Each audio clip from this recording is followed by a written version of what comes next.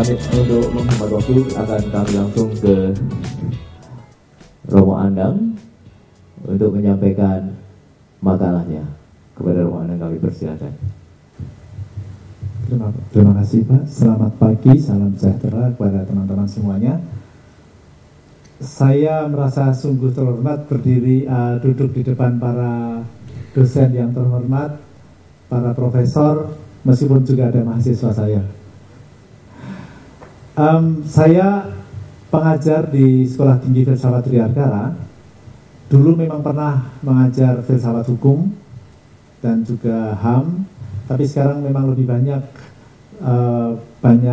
berbicara tentang isu lingkungan hidup atau ekologi, karena filsafat hukum yang lebih pakar, Romo Piti, sudah datang dan bergabung bersama kita dan nanti akan bersama-sama juga menjadi anggota baru dari Asosiasi Filsafat Hukum Indonesia. Saya akan mulai dari cerita pagi ini ketika tadi sebelum acara mulai berbincang-bincang dengan teman-teman, terutama dengan Profesor Sunaryati, yang katanya beliau datang ke sini sebagai pengajar hukum dan pengen tahu kalau para filsuf hukum itu berbicara tentang apa. Lalu ditanya bagaimana kesannya hari pertama, beliau mengatakan tambah bingung. Tambah bingung, artinya memang tujuan panitia untuk membuat bingung tampaknya mulai tercapai, sehingga bahwa hari kedua sudah mulai pada pulang. Ada dua kemungkinan, karena tujuannya sudah tercapai atau memang seperti tadi tidak mau lebih bingung. Demikian juga sebenarnya ketika Epistema Institute dulu bertanya kepada saya tentang masalah ekososial, keadilan ekososial. Ditanya tentang hal itu saya juga sedikit bingung, apalagi kemudian ditanya konsep filosofisnya. Waduh. Tetapi karena saya diberitahu bahwa nanti tidak hanya sendiri untuk membuat riset ini, maka saya menyanggupi, dan dalam hal ini Tanius menjadi rekan kerja saya. Dengan kata lain, sebenarnya apa yang saya paparkan adalah sebuah hasil penelitian bersama, terutama penelitian pustaka terkait dengan paham keadilan ekososial. Maka saya dalam arti tertentu merasa bahwa ini seperti ujian tesis saya yang lain, karena berhadapan dengan para profesor yang sangat terhormat. Meskipun demikian, ketika tadi saya katakan filsafat membingungkan, dalam arti tertentu bisa membingungkan, meskipun di lain pihak tidak membingungkan. Maka supaya sedikit tidak membingungkan, saya mau mulai dengan apa itu filsafat dari bahasa yang menurut saya sederhana. Filsafat bagi saya adalah tafsir dari segala macam realitas dan fenomena. Tafsir dalam arti tertentu melihat keterhubungan dan sekaligus ketidakterhubungan. Dekonstruksi, falsifikasi pada dasarnya adalah melihat adanya ketidakterhubungan dari hal-hal yang pernah terhubung, dianggap terhubung. Nah, dengan demikian saya berani menawarkan diri untuk mencoba menafsirkan apa itu keadilan ekososial terkait dengan apa yang tadi saya katakan, kata kuncinya adalah keterhubungan. Maka nanti pada akhirnya saya akan mengatakan bahwa keterhubungan manusia dengan seluruh realitasnya inilah yang akan menjadi paradigma keadilan sosial, keadilan ekososial. Maka saya akan mulai dari supaya agak lebih cepat, saya tidak akan membacakan seluruh makalah yang sudah dibagikan, tetapi beberapa hal kunci yang saya kira perlu dijadikan pemahaman dasar. Oh ya, tadi saya menyebut rekan Tanius karena maka di situ saya tidak bisa menafikan bahwa Tanius berperan juga ikut di dalam proses perumusan ini, maka saya cantumkan nama Tanius di dalam makalah saya atau presentasi saya ini lebih tepatnya. Kita mulai dari konsep adanya konsep green economy yang akhir-akhir ini makin marak dibicarakan, terutama juga Presiden SBY pada kesempatan konferensi Earth Summit 21 Juni yang lalu juga menyampaikan hal itu, meskipun dalam arti tertentu pendalaman dari apa yang menjadi konsep dari United Nations Environmental Program tahun 2008. Dari kacamata saya, adanya konsep green economy yang coba dirumuskan adalah menunjukkan kegalauan kita. Galau sekarang kan kata yang lagi ngetren. Kegalauan kita terkait dengan berbagai masalah yang ada, terutama masalah lingkungan hidup. Tetapi sebenarnya kegalauan Indonesia, kegalauan internasional itu untuk konteks Indonesia menjadi lebih, tanda petik, lebih mencekam menurut saya ketika tahun 2011 juga, bukan 2011, akhir pada waktu yang kurang lebih bersamaan, indeks tentang negara gagal juga diluncurkan oleh Fund and Fish Research, dan Indonesia menempati peringkat 79, artinya itu sudah di warning bahwa kita bisa gagal. Saya menunjukkan beberapa data penting terkait dengan kegagalan negara itu, dan terutama ketika salah satunya adalah tidak adanya law enforcement dan didukung oleh riset tahun 2011 tentang indeks rule of law, yang Indonesia juga ada di, ya nggak jauh-jauh dari negara mediocre menurut saya. Dan dalam arti tertentu disitulah sebenarnya kita mempunyai masalah sangat kompleks. Dan mengapa kita berbicara tentang keadilan hari ini? Ada unsurnya bagaimana keadilan tidak menjadi perspektif dari law enforcement yang ada di negara kita. Dan memang kita tahu law enforcement Indonesia sangat buruk dan kita tidak terlalu perlu masuk pada perkara itu. Tetapi sekarang bagaimana segala macam problem, segala macam kegalauan itu kita coba lihat perspektifnya dalam perspektif yang lebih integral terkait dengan konsep ekososial, keadilan ekososial. Ketika mula-mula kami mulai berbicara tentang mencoba melihat tentang masalah keadilan, kita melihat ada berbagai macam jenis keadilan. Ada keadilan komutatif, ada keadilan distributif, ada keadilan sosial, ada dan berbagai macam keadilan-keadilan yang lain, keadilan restoratif dan segala macam. Tapi pertanyaannya adalah di manakah letak keadilan ekologis dan keadilan ekososial? Secara agak gampang, pengandaian dasarnya adalah ketika keadilan pada umumnya lebih melihat manusia atau hidup manusia, tetapi bukan hanya sekedar hidup yang subsisten dan hidup yang asal-asalan, melainkan hidup yang lebih baik. Keadilan mendasarkan pada pengandaian bahwa hidup manusia, terutama dalam konteks pemahaman keadilan yang klasik dan substansial, melihat manusia perlu hidup lebih baik.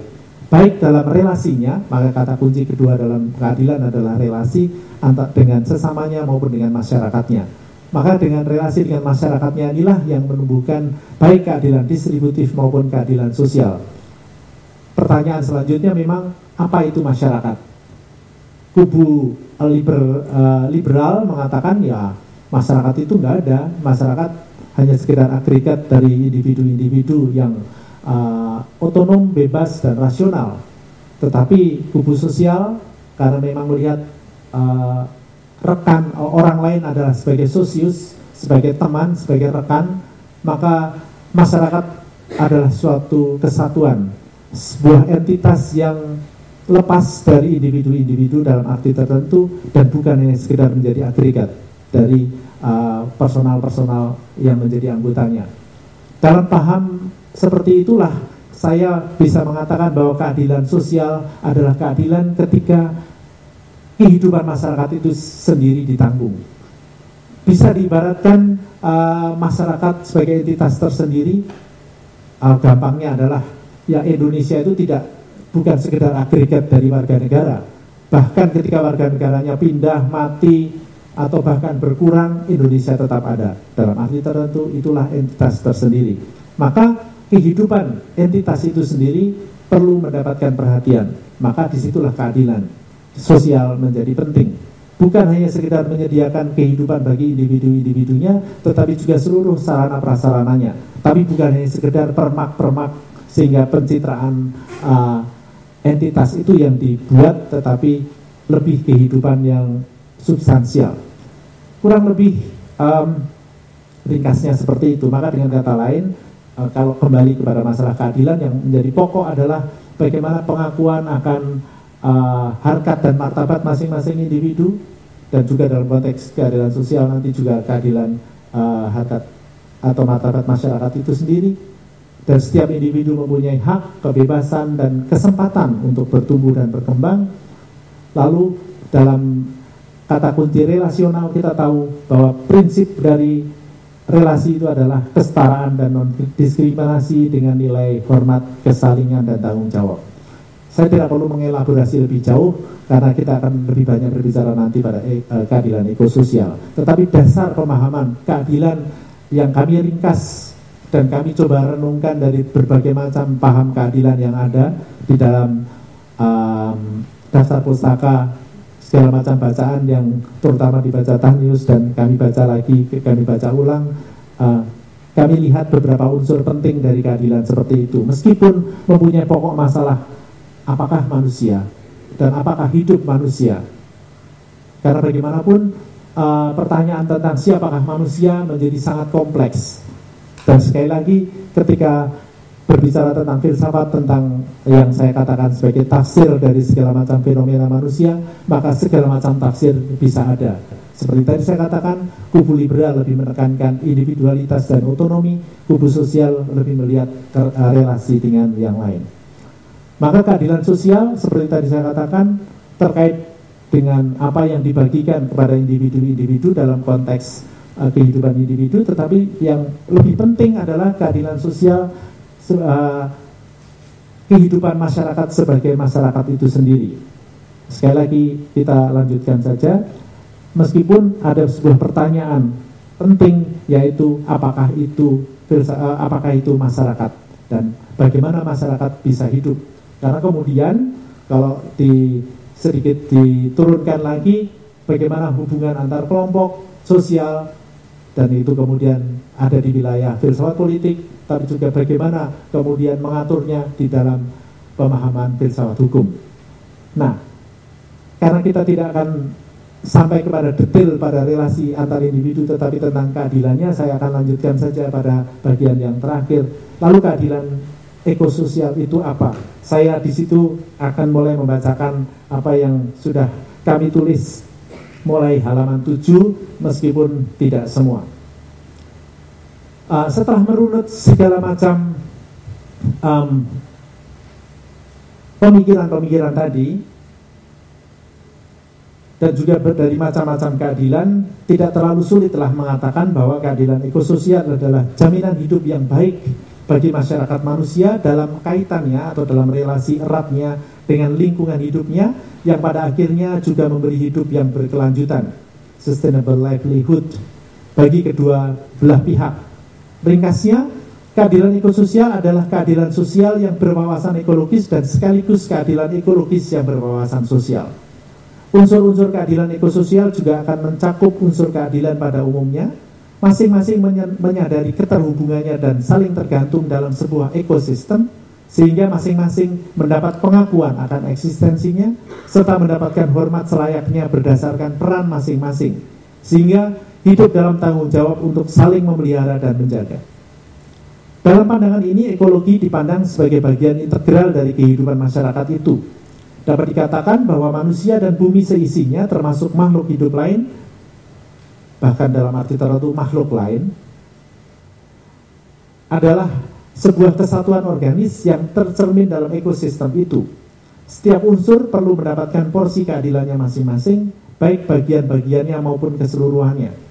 Keadilan ekososial lalu diharapkan bisa menjamin kehidupan organisme besar yang kita pahami ini. Karena itu isinya tidak beda jauh dengan keadilan ekologis, meski tetap memberi tekanan pada kepentingan masyarakat manusianya. Yang menjadi problem perenungan filosofis adalah relasi antara individu, masyarakat, dan alam. Dan ini masih menjadi perdebatan tentu saja. Yang menjadi problem, dengan kata lain, kalau keadilan ekologis lebih menekankan masing-masing bagian, terutama ekologinya, keadilan ekososial menekankan kesatuannya, dengan menempatkan masyarakat manusia sebagai bagian pokok dan memberi tempat khusus pada manusia dalam prinsip antropik. Prinsip antropik ini penting dicatat karena manusia dalam relasi dengan makhluk lain dan di dunia ini menempati posisi khusus. Di satu sisi, nanti saya tunjukkan di slide, Di satu sisi manusia adalah makhluk yang tidak cukup diri, tetapi di lain pihak mempunyai otak yang tidak dipunyai dalam gradasi yang lain dari makhluk yang lain. Posisi ini tidak berarti posisi menguasai, tapi prinsip antropik adalah prinsip di mana manusia memimpin seluruh perkembangan. Saya langsung loncat ke halaman 9. Untuk mewujudkan keadilan sosial di dunia internasional, tantangan paling besar memang sistem ekonomi neoliberal yang sangat berfokus pada profit sekelompok orang saja. Dalam sistem ekonomi seperti ini, kebersamaan hidup dengan manusia lain, apalagi dengan makhluk lain, kurang mendapatkan perhatian penuh. Pada titik ekstrim, pihak lain, khususnya buruh dan lebih-lebih makhluk hidup yang lain, hanya dipandang sebagai alat atau bagian dari modal. Karena itu dalam dunia internasional ini ada banyak ketidakadilan yang disertai segala macam masalah lingkungan, seperti lubang ozon dan pemanasan global, juga pembuangan limbah beracun antar negara. Masalah-masalah itu tidak hanya merusak alam dan lingkungan, tetapi jelas menjadi masalah sosial, termasuk ancaman peperangan antar negara, baik karena perebutan resources, baik minyak, tetapi sekarang ini bahkan mulai rebutan air, dan akhir-akhir ini jelas rebutan udara bersih juga bisa menjadi masalah internasional. Dan memang ada berbagai upaya perjanjian internasional, tetapi masih perlu dilihat apakah beberapa prinsip pokok keadilan ekososial yang coba kita lihat sudah diakomodasi. Yang menjadi perhatian pokok dalam hal ini adalah keberlangsungan seluruh ekologi bumi, supaya masing-masing bisa hidup lebih baik, termasuk keberadaan dan pengakuan kesetaraan negara-negara. Nah, saya ingin mulai masuk pada beberapa hal pokok yang saya sampaikan di sini. Ekosistem, ekologi, dan ekonomi pada dasarnya adalah sebuah hal yang sangat terkait. Ketika kita berbicara ekonomi sekarang ini, orang selalu mengatakan mencari ekonomi yang green economy, seolah-olah antara ekologi dan ekonomi tidak ada kaitannya. Padahal secara semantik pun sebenarnya sangat jelas bagaimana ekologi sebagai sebuah ilmu atas ekosistem diterapkan di dalam ekonomi. Maka sebenarnya keterkaitan ekonomi dengan ekologi adalah sebuah keniscayaan, tetapi sudah begitu lama itu dilupakan. Maka sekali lagi, sebenarnya prinsip pokok pertama adalah mengembalikan ekonomi sebagai tanda petik anak ekologi. Isi keadilan sosial seperti sudah disebutkan, distribusi sumber daya alam bagi masyarakat manusia, termasuk tentu saja negara-negara dan individu-individu, pengakuan dan hormat manusia akan alam, baik alam makhluk hidup maupun yang tidak hidup, dan prinsip kesalingan. Seperti tadi saya katakan, prinsip antropik bukan antroposentris, tetapi tetap menempatkan manusia dengan segala keunikan dan keunggulannya sebagai makhluk yang memimpin pertumbuhan itu.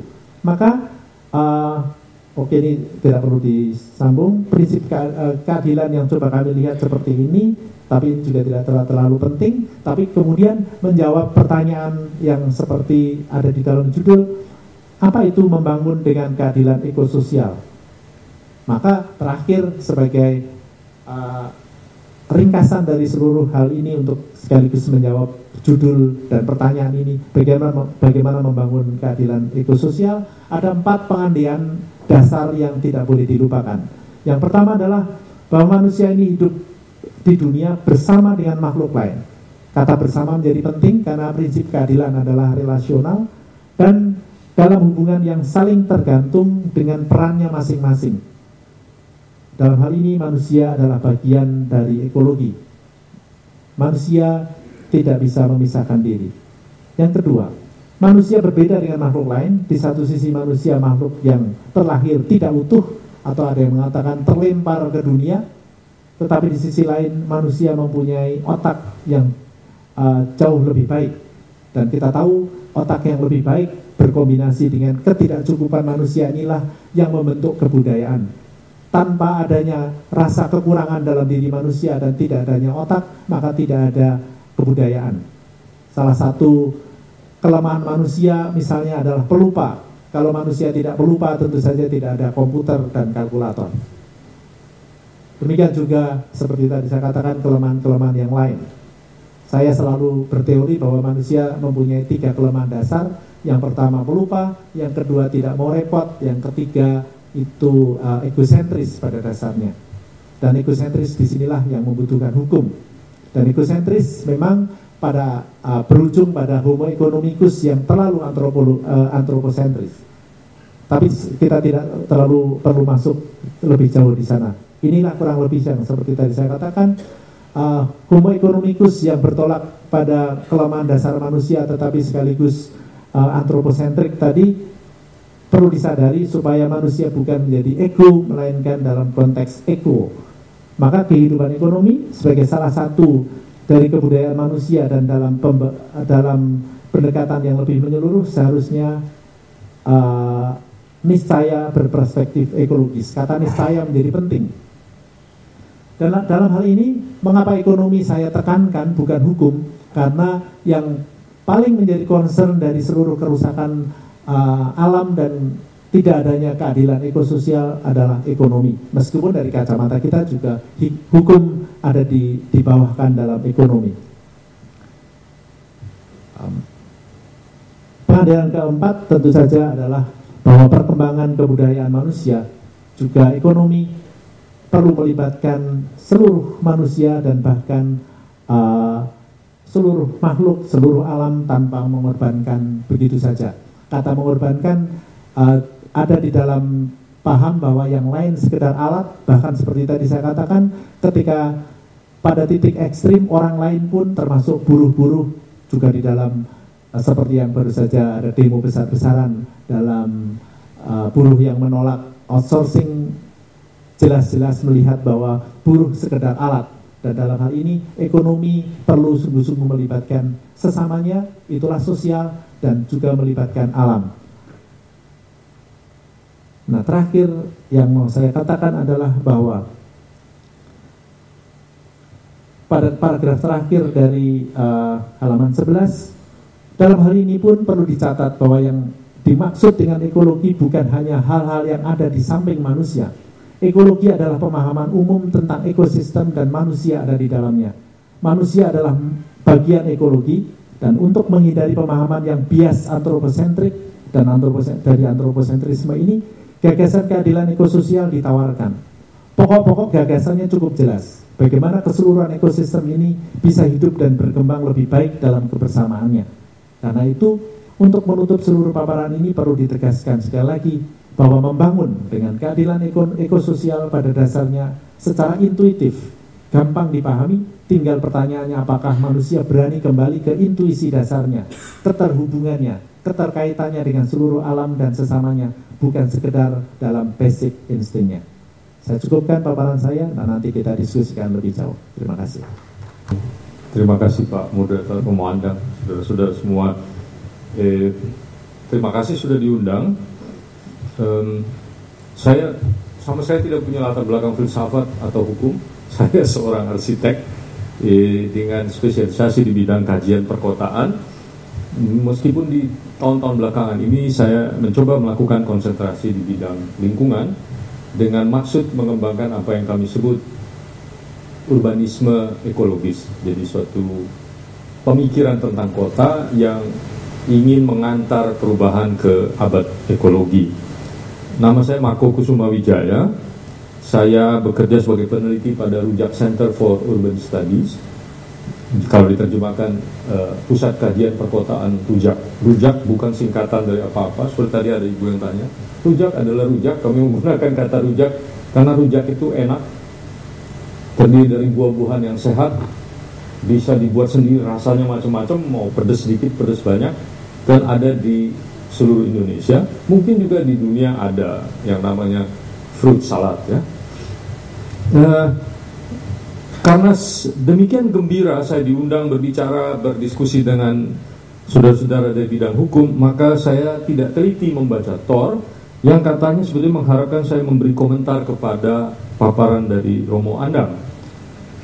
Jadi saya mohon maaf, dan ketika saya menulis paper ini, paper Romo Andang sampai kepada saya pada saat-saat terakhir, jadi saya tidak langsung menanggapi, tapi saya akan berusaha untuk menghindari apa yang sudah atau mengurangi apa yang sudah disampaikan Romo Andang atau memberikan penekanan di sana sini, dengan tetap mengacu kepada tulisan yang saya buat sendiri.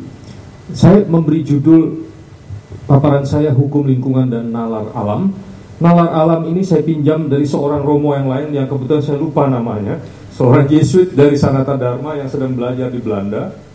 Mungkin Romo Andang ingat namanya. Dia mengatakan ya, ekologi itu dari dua kata tadi, oikos, logos. Logos adalah nalar, oikos adalah bumi atau alam. Karena itu berhubungan dengan kata oikos nomos, norma alam, norma rumah. Dengan sendirinya seharusnya norma itu mengikuti nalar rumah kita, yaitu alam. Memang di situ persoalan ekonomi kita, karena norma yang berkembang dalam rumah kita ini rupa-rupanya tidak lagi atau makin menyimpang dari nalar dari rumah kita itu. Itu kita lacak katakanlah sampai ke tahun 1750. Tapi sebelumnya saya ingin menyampaikan hal pertama, yaitu bahwa kesadaran tentang ekologi sekarang itu menjadi makin dalam dan pasti sebagai pengetahuan yang objektif, dengan maksud mengatakan tidak lagi spekulatif. Tidak-tidaknya kira-kira sampai 10 tahun yang lalu ketika orang masih berdebat apakah perubahan iklim masih terjadi atau tidak. Tentu masih ada hal-hal yang belum tuntas, tapi kurang lebih pengetahuan tentang ekologi sudah menjadi begitu pasti. Nah, salah satu yang penting dalam perubahan pengetahuan sekarang adalah orang tidak lagi bicara soal climate change sebetulnya, atau perubahan iklim atau pemanasan buana, global warming, tapi sekarang fokus perhatian adalah pada persoalan keterbatasan sumber daya, bahwa bagaimanapun juga bumi adalah suatu sistem tertutup dengan sumber daya yang terbatas.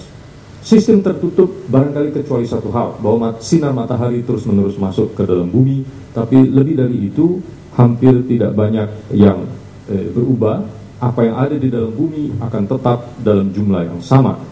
Dan bahwa bumi itu harus tunduk pada dua hukum termodinamika, hukum kekekalan energi, dan hukum tentang entropi. Entropi artinya, kalau sederhanakan, artinya kebergunaan. Misalnya begini, beras bisa menjadi nasi, nasi tidak bisa kembali jadi beras. Yang sering kita gunakan tentu saja nasi bisa jadi bubur, bubur tidak bisa jadi nasi. Kalau di Jepang bubur bisa dijadikan sup. Di pagi hari sama seperti kita membuat nasi, di pagi hari kita jadikan nasi goreng. Jadi apa yang ada di alam kalau dipakai, kebergunaannya akan berkurang, meskipun bisa didaur ulang atau digunakan kembali dengan istilah recycle dan reuse. Fakta kedua adalah bahwa jumlah manusia akan terus bertambah dan makin besar akan hidup dalam kondisi perkotaan, karena itu bidangnya saya, tapi itu kita akan lihat nanti. Inti dari ini adalah mau mengatakan bahwa kita tidak bisa hanya menghimbau orang untuk mengurangi konsumsi per kapita, karena persoalannya kan orangnya bertambah terus. Kalau kita cuma mengurangi per kapita, ujung-ujungnya secara total akan banyak juga. Jadi pemikiran harus dikembangkan kepada bagaimana mengganti apa yang kita konsumsi atau kita produksi dari yang tidak terbarukan menjadi terbarukan. Nah, saya kembali tadi mengatakan sejak tahun 1750, atau kita anggap masa dimulainya revolusi industri, atau bisa dikatakan secara lebih luas mulainya proyek modernisasi, termasuk proyek negara bangsa, termasuk kapitalisme. Jadi ketika kemarin kita mengkritik soal kapitalisme, saya pikir memang tidak bisa kita juga harus mengkritik negara bangsa. Negara bangsa, kapitalisme, revolusi industri adalah anak dari ibu yang sama, yaitu proyek modernisasi yang lahir dari pencerahan. Sejak tahun 1750, perubahan iklim, ketergantungan yang meningkat pada sumber daya sintesis, jadi sumber daya sintetis yang bukan dari alam tapi yang dibuat, ketergantungan yang menurun pada saat yang sama terhadap sumber daya terbarukan, peningkatan ekstraksi sumber daya alam yang berlipat ganda dengan harga yang makin menurun. Harga logam dan lain sebagainya sebenarnya tidak meningkat selama 250 tahun, turun. bila dibandingkan harga pada zaman yang sama dengan barang-barang yang lain. Meskipun sebetulnya bahan itu kan tetap jumlah. Jadi kalau menurut teori ekonomi seharusnya kalau barangnya tetap, peningkatan meningkat, harga barang mesti naik. Tetapi dalam hal ini kita mengalami suatu paradoks. Barangnya tetap, permintaan meningkat karena jumlah manusia meningkat, tapi harganya turun. Karena itulah kesalahan ekonomi neoklasik, menganggap alam sebagai sumber daya yang terus-menerus dapat diambil dan kemampuan kita untuk mengekstraksi bahan itu meningkat luar biasa. Sehingga meskipun di dalam bumi itu jelas-jelas terbatas, tapi kita menganggap selalu tidak terbatas karena kita sebetulnya tidak tahu kapan akan habisnya. Tapi dalam ekonomi lalu itu diterjemahkan selalu bisa ditarik terus, seolah-olah ekonomi di luar dari alam. Yang gejala yang penting juga adalah apa yang kami sebut urbanisasi gelombang kedua yang kita anggap akan terjadi atau sedang terjadi pada tahun 1950 sampai kira-kira tahun 2030. Apa yang terjadi pada periode ini adalah tambahan 4 miliar penduduk dengan 3 miliarnya akan hidup di wilayah perkotaan. Bandingkan dengan apa yang kita sebut urbanisasi gelombang pertama, yaitu mulai dari revolusi industri 1750 sampai kira-kira sesudah Perang Dunia Kedua 1950, sebetulnya jumlah penduduk perkotaan hanya bertambah 400 juta orang selama 200 tahun. Selama 200 tahun urbanisasi gelombang pertama, manusia bertambah 400 juta manusia yang hidup di perkotaan. Sementara gelombang kedua yang hanya 80 tahun dari 1950 sampai 2030 diperkirakan tambahan penduduk manusia 4 miliar dengan 3 miliarnya hidup di wilayah perkotaan. Dan sekarang ini pun sudah terdapat sekitar 600 juta orang, ada angka yang menyebut 900 juta hidup di dalam lingkungan kumuh dalam definisi UN Habitat. Yang fakta yang berikutnya adalah aglomerasi perkotaan yang makin meraksasa dengan tingkat tapak lingkungan, ecological footprint yang makin tinggi. Ecological footprint adalah suatu proksi kalau kita kebutuhan manusia semua dihitung dengan kebutuhan lahan, itu yang disebut ecological footprint. Sejauh ini hanya Tokyo yang diketahui memiliki ecological footprint rata-rata per kapita yang lebih rendah daripada ecological footprint rata-rata seluruh Jepang. Jadi ternyata sebuah kota itu bisa lebih efisien daripada seluruh negeri. Ini setidak-tidaknya bagi kami di bidang perkotaan penting. Meskipun memang kenyataannya hampir semua kota yang lain atau semua kota yang lain kecuali Tokyo, kota itu sumber pemborosan. Ecological footprint atau tapak lingkungannya selalu lebih tinggi daripada orang yang tidak tinggal di kota atau tinggal di luar kota. Nah, fakta yang juga menakutkan adalah makin banyak negara bangsa yang hidup melebihi kapasitas hidup atau biocapacity dari alam negara itu. Indonesia untungnya masih memiliki surplus biocapacity, tetapi kecenderungannya makin menipis. Jadi kita ini makan, istilahnya apa? Kalau orang Padang bilang makan pokok gitu. Kita ini makan pokok, makin lama makin tipis kita punya biocapacity gitu. Ini yang menakutkan. Tetapi saya mau mengatakan pengetahuan yang saya maksud sekarang berkembang bukan saja segalanya menyangkut bencana atau dalam bahasa Inggris disebut gloom and doom, ya. Tetapi kita juga mengetahui bahwa ada banyak sekali kreativitas, inovasi di dalam kota maupun di luar kota. Kemudian ada kemungkinan untuk melepaskan ketergantungan pertumbuhan dari penggunaan sumber daya alam dan dampak lingkungan. Jadi ada negara-negara maju seperti di Skandinavia itu menunjukkan tingkat pertumbuhan mereka naik, tetapi tingkat dampak lingkungannya turun dan juga tingkat pemanfaatan sumber daya alamnya menurun. Proses ini yang disebut decoupling, pelepasan. Ini istilah yang sangat ekonomis. Ini sangat membesarkan hati. Jadi, tetapi sekali lagi kalau kita lihat dalam perspektif yang tadi saya bilang, kalau kita cuma mengurangi, tapi jumlah manusianya bertambah, kan tidak akan terkejar, toh? Pada suatu ketika akan habis juga. Dan mungkin itu yang kita sebut kiamat.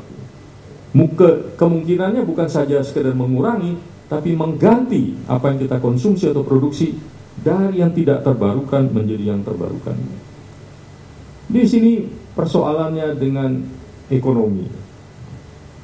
Saya sendiri lebih menganjurkan menggunakan istilah ecological economics dan bukan green economics, karena green economics warna itu terlalu metaforik ya. Saya pikir karena sekarang pengetahuan lingkungan bersifat objektif, saya pikir ada baiknya menghindarkan istilah-istilah yang metaforik. Green, kenapa kok green kok baik gitu? Ecological economics, ekonomi yang berasaskan pada nalar alam, sesederhana itu. Dalam laporan terakhir yang dibuat oleh UNEP, saya menganjurkan penggunaan istilah itu. Nah, yang perlu diwaspadai adalah bahwa orang juga menggunakan kata environmental economics. Ini yang masih menyerapi kebijakan pembangunan kita. Bapak Ibu, saudara-saudara mungkin sering melihat ada gambar segitiga kan, keseimbangan lingkungan. Satu titik lingkungan, titik kedua pembangunan ekonomi, titik ketiga keadilan sosial. Menurut saya ini kesalahan yang sangat grafis dari environmental economics. Tidak mungkin ada pertumbuhan ekonomi, tidak mungkin ada keadilan sosial di luar bumi. Karena pandangan ini masih menganggap bumi dan ekologi seperti berada berdampingan, seperti kata Romo Sandang, bukan yang satu di dalamnya. Teori ecological economics melihat ekonomi seperti telur kuning di dalam telur putih. Telur kuning tidak mungkin lebih besar daripada telur putih, karena telur putih adalah sistem tertutup, telur kuning sistem terbuka, tapi ya dia menyerap apa yang ada di telur kuning, tapi tidak mungkin lebih besar dari itu. Jadi kesalahan kedua itu kesalahan menganggap seolah ekonomi di samping sumber daya alam, seolah kita bisa menyedot terus-menerus tanpa berdampak. Tentu saja orang bisa mengatakan bumi adalah sistem terbuka sekarang dengan ide-ide yang agak radikal, misalnya menambang asteroid ya, ada yang bilang asteroid bisa ditangkap lalu ditambang, lalu ada asupan dari ruang angkasa ke dalam bumi dan itu mungkin bisa menyelamatkan manusia. Tapi ini suatu teori yang masih harus dibuktikan gitu. Nah,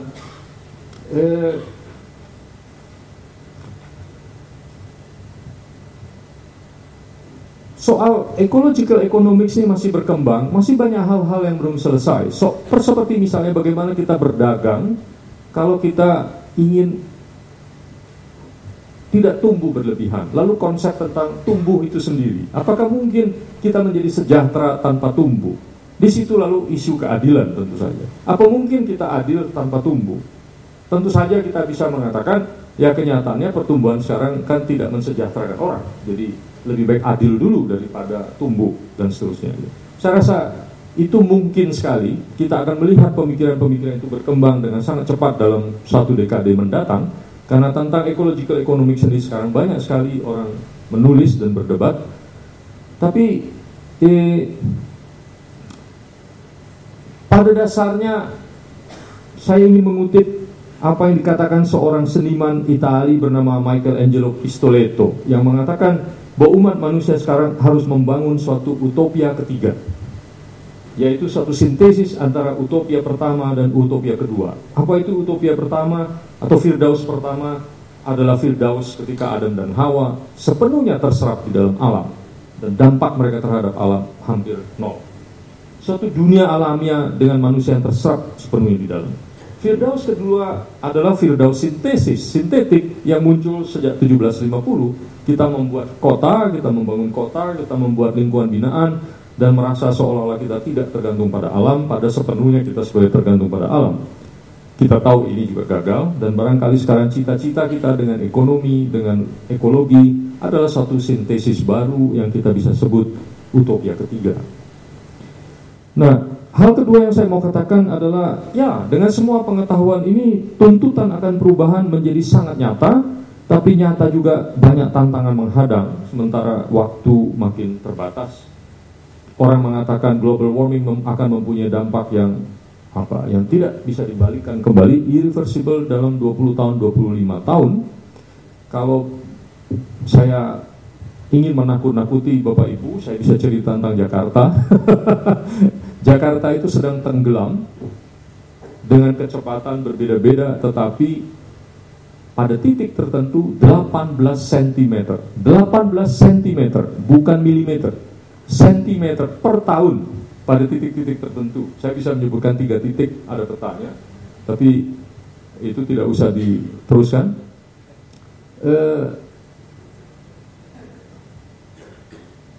Jadi karena itu pilkada yang terakhir ini luar biasa penting bagi kita, gitu. Karena tuntutan perubahan yang begitu keras, ya. Nah, mengubah ekonomi yang tadi itu, yang di luar telur dan di dalam telur, itu juga luar biasa beratnya. Karena kita harus mengatakan pertumbuhan harus berarti berbeda. Karena itu ada orang yang mengusulkan sebagai suatu transisi barangkali ekonomi yang disebut ekonomi restoratif. Saya kemarin baru belajar, ternyata dalam hukum ada istilah keadilan restoratif. Dalam ekonomi sekarang ada restoratif ekonomi. Suatu sistem di mana produksi bisa dipaksa untuk menyerap semua biaya lingkungan, kemudian persaingan diciptakan bukan untuk orang menghasilkan yang paling murah, tapi untuk orang menghasilkan yang paling bertanggung jawab terhadap lingkungan. Dan mestinya kalau dia paling bertanggung jawab terhadap lingkungan, dia dibuat makin murah. Sementara yang merusak lingkungan, dia dibuat makin mahal dengan hukum, dengan denda dan lain sebagainya. Tapi ini suatu tantangan yang luar biasa yang saya tidak tahu bisa dijawab atau tidak dalam 20 tahun mendatang. Dalam hal kota, konsumsi manusia bisa diubah melalui perubahan perilaku. Tapi perilaku manusia juga terjebak di dalam sistem kota. Jadi meskipun saya bisa naik sepeda, saya jalan kaki ke tempat kerja, tetapi kota kita dibangun dengan jalan tol, dan jalan tol adalah suatu pemborosan. Jadi ada sistem kota yang menyebabkan kita terjebak dalam pola konsumsi dan produksi yang tidak mendukung ke arah ekologi, dan untuk mengubah itu juga suatu yang luar biasa. Membayangkan utopia ketiga, di mana sebetulnya yang kita maksud bukan to do more with less, tapi sebetulnya to do more with more renewables, itu sebetulnya suatu utopia yang indah. Kita tidak usah mengurangi minum air, tapi kita harus minum air sebanyak apapun yang Anda suka, tapi air yang bersumber dari proses yang ramah lingkungan. Kita tidak usah mengurangi penggunaan energi sebagaimana yang sekarang digembar-gemborkan, asal kita menggunakan energi yang bersumber pada sumber daya terbarukan, misalnya matahari, angin, gelombang, dan lain sebagainya. Sebetulnya secara teoritis lebih mudah mengatakan mari kita berubah. Kalau bagi iman saya menurut saya lebih mudah untuk mengajak orang berubah tanpa harus mengurangi. Tapi bagi orang tertentu itu mungkin tidak mudah. Dan juga persoalan kita memang perlu mengubah sistem. Bagaimana listrik kita harus bisa co-generation. Misalnya di beberapa negara semua orang bisa menghasilkan listrik, pasang panel matahari di atas atap, lalu listrik yang kita hasilkan kita masukkan ke jaringan PLN-nya. Kalau kita menghasilkan lebih banyak daripada kita pakai, kita dapat uang. Kalau kita menghasilkan kurang daripada yang kita pakai, ya kita membayar. Itu sudah mungkin di beberapa bagian negara Jerman dan sebagainya. Tapi perubahan itu luar biasa. Nah, belum lagi persoalan pembangunan berkelanjutan. Itu juga suatu istilah yang secara konseptual sangat bermasalah. Emang kita harus terus-menerus membangun gitu, dengan resiko dunia kita habis gitu kan. Jadi poinnya bukan membangun seberapa banyak atau makan seberapa banyak, tapi makan atau membangun yang benar. Ini tiba-tiba kedengaran seperti Buddhisme ini.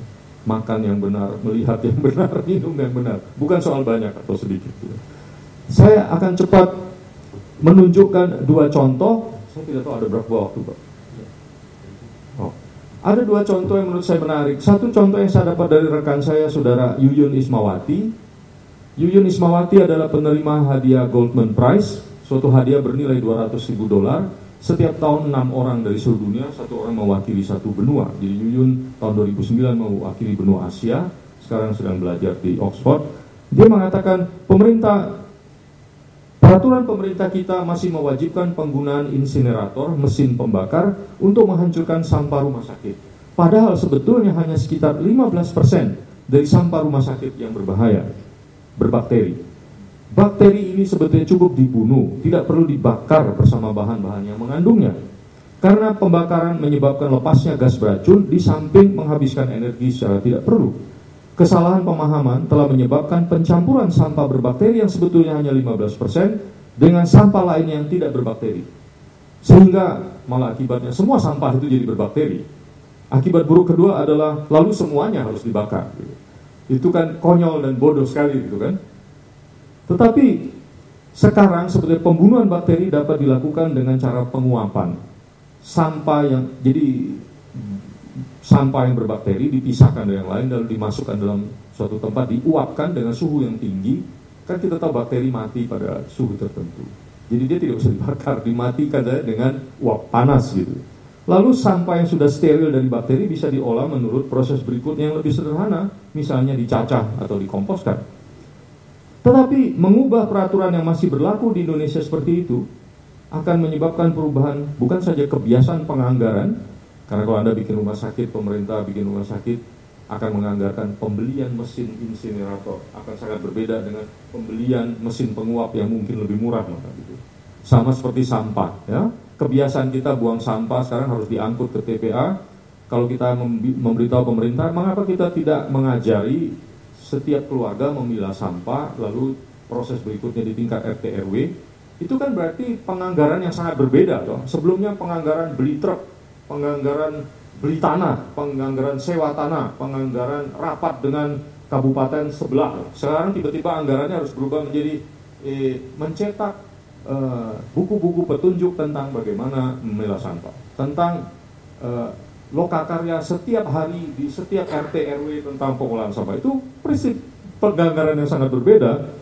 Belum lagi nanti ada vested interest dengan rekanan atau supplier mesin. Lalu disiplin kerja akan berbeda, memilah sampah menuntut disiplin yang berbeda, tata laku orang dan sistem di rumah sakit sendiri dan berbagai lembaga yang terkait, termasuk Kementerian Kesehatan. Tantangan itu sama sekali tidak kecil. Contoh lain, plastik di Pulau Komodo sebagian besar berupa makanan anak-anak yang dijual dalam kemasan kecil seharga 500 perak sampai 2000 perak. Saya temukan bahwa ibu-ibu sudah malas membuat makanan kecil tradisional untuk anak-anak yang masih membuat nenek. Ibu-ibu tidak. Pada saat yang sama tidak atau belum ada pengetahuan yang cukup bahwa plastik tidak bisa dihancurkan. Ada nelayan yang cerita bahwa dia kok bingung kenapa sudah dibakar dan ditanam, tetap saja sampah plastik tidak lenyap gitu. Perubahan ini masih baru sebetulnya, hanya dalam 10 tahun terakhir, mungkin cuma 5 tahun. Untuk mengubah ini sebenarnya kalau menurut saya dalam tanda petik mudah karena baru tersebut. Tapi ketika saya sampaikan kepada Ketua Bapeda Kabupaten Labuan Bajo, dia mengatakan, wah itu hanya mungkin di negara maju. Lalu saya terkesima, kenapa itu dianggap maju gitu? Memilah sampah. Itu tidak maju, itu justru kita di mana sebetulnya sampah anorganik kita persentasenya masih sangat kecil dibandingkan dengan sampah organik, maka lebih mudah buat kita. Tidak memerlukan sesuatu yang maju, tapi citranya adalah demikian gitu. Karena itu tetap diperlukan suatu kerja sistematis dan sistemik yang tekun memajukan kembali makanan tradisional, memotong distribusi makanan berkemasan kecil berplastik, pendidikan dan penyebaran pengetahuan yang intensif melalui sekolah dan bukan sekolah.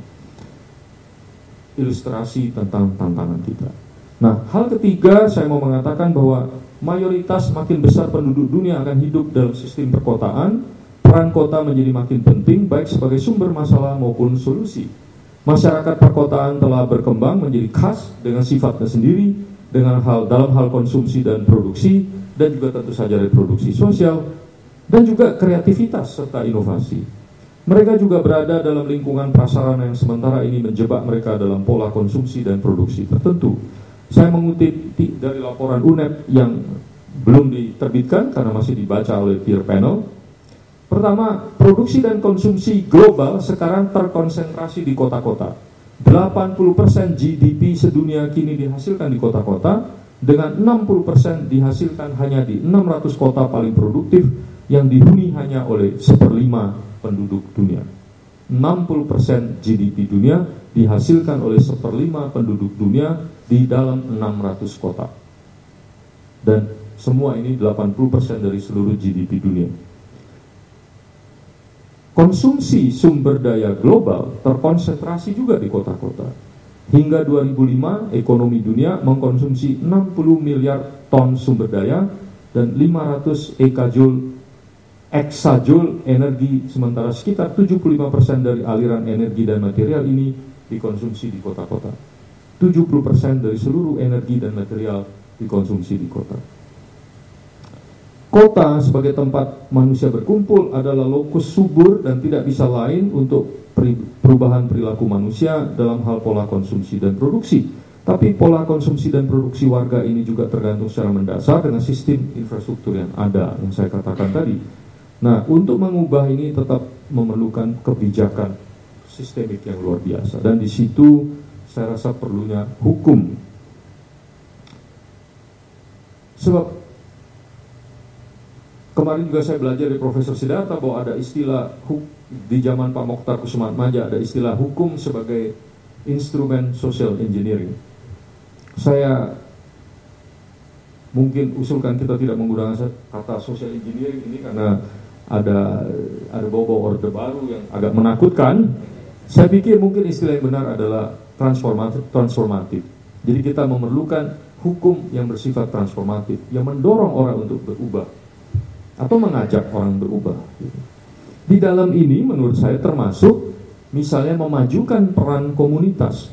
Sebab tadi saya katakan pengetahuan kita kumpulkan sekarang adalah tentang banyak sekali inisiatif prakarsa dari komunitas masyarakat ini.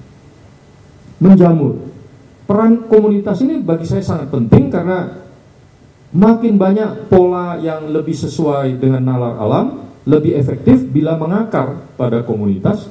Misalnya pengelolaan sampah. Komunitas dapat dikatakan adalah agen pada skala perantaraan yang efektif. Perantaraan antara negara dengan individu. Juga komunitas itu penting untuk menyemai dan mengasuh nilai-nilai yang sejalan dengan nalar alam. Nilai-nilai baru atau nilai lama yang diperbaharui. Juga sebetulnya komunitas adalah bisa disebut sebetulnya komunitas epistemologis. Karena di dalam komunitas ada pengetahuan. Kita tahu misalnya hukum adat, kemarin kita bicara, adalah suatu pengetahuan yang luar biasa. Tidak semuanya baik. Karena jangan lupa konsep negara bangsa muncul antara lain karena menghindari opresi oleh komunitas. Jadi juga saya pikir komunitas adalah tempat yang efektif terjadinya perubahan dan juga tempat terjadinya akuntabilitas. Pertanggungjawaban yang wajah ke wajah itu, face to face itu, yang berbeda dengan negara bangsa yang menjadi makin abstrak. Karena itu saya berharap dari kacamata lingkungan bahwa hukum bukan hanya untuk melindungi tetapi terutama untuk memajukan peran-peran komunitas. Kemampuan komunitas yang besar juga penting untuk mengambil alih tugas-tugas yang ternyata tidak mampu dilaksanakan negara secara lebih baik. Penyerahan banyak urusan kepada skala negara bukan saja dalam beberapa hal, misalnya sampah dan sebagian energi terbarukan, menjadi tidak efisien tapi juga dapat melemahkan kemampuan masyarakat dan warga. Desentralisasi pada komunitas, tempat terjadi interaksi yang intensif, wajah ke wajah, menjamin akuntabilitas dan pengawasan yang efektif dan efisien. Komunitas dapat menjadi inspirasi untuk merumuskan kembali negara bangsa, menurut saya. Menurut saya negara bangsa yang sukses di masa mendatang adalah negara bangsa yang dapat mengakui peran komunitas secara efektif dan secara tepat gitu ya. Saya pikir kita tidak lagi perlu bercita-cita untuk menjadi negara bangsa yang sepenuhnya seperti negara-negara Eropa Barat atau Singapura, karena kita tahu bagaimana opresinya Singapura dan juga negara-negara Barat sekarang banyak sekali gagal dalam melakukan berbagai tugasnya. Antara lain yang sangat saya amati adalah soal perawatan ruang publik.